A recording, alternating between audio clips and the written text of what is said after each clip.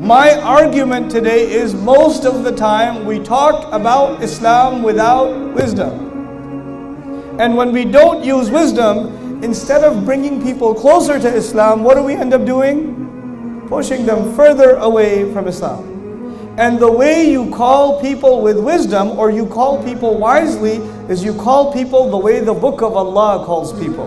But we, I would argue, do not use the method identified by the Book of Allah. We have our own methods, and these methods are highly unsuccessful.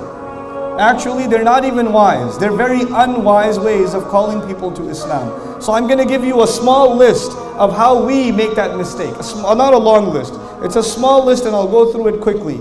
But as I go through it, I want you to think about the khutbahs you have heard, the lectures you have heard, the Islamic discussions that you have been a part of at the dinner table, or conversations you've had about Islam, under any class, any course, anything you've learned, and see if you hear anything that reminds you of what you heard. The first kind of unwise way to call people is we talk about divisions. We talk about this group versus that group. This sheikh versus that sheikh.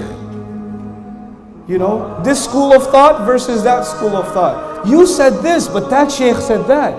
You want to have a battle?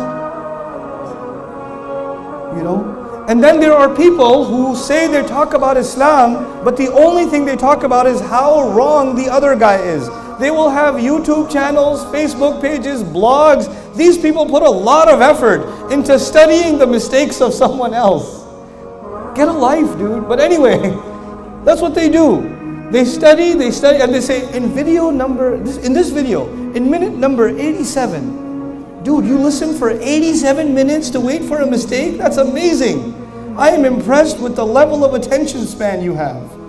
This brother said this, and astaghfirullah al-azim, this is why this brother is a fitna, and he is calling people to the hellfire, and da-da-da-da, and here's my blog to save the ummah from this guy. Does this sound familiar to you?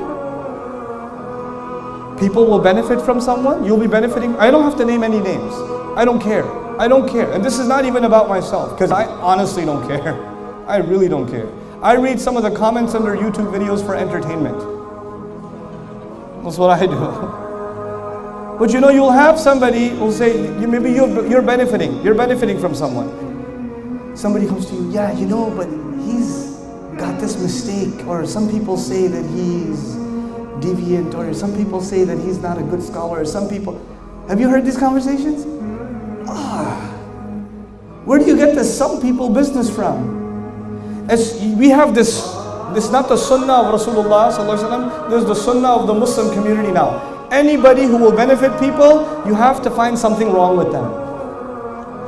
And let me guarantee you, I or anybody else who ever grabs a mic, there is something wrong with us, because we're human beings. So if you're gonna look for a mistake, I will guarantee you will find it. Guaranteed, you will find mistakes, because we're human beings. And if yours, he made a mistake. Well, like, yeah, he's a human being.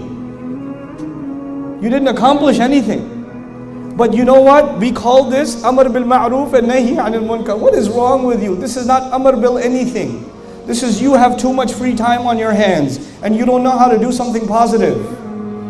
You're not serving anything. That's the first kind of unwise conversation. And it takes so much energy away from the Muslims. So much of their energy is just spent on this rad of this one versus that one, and that one versus this one. Come on.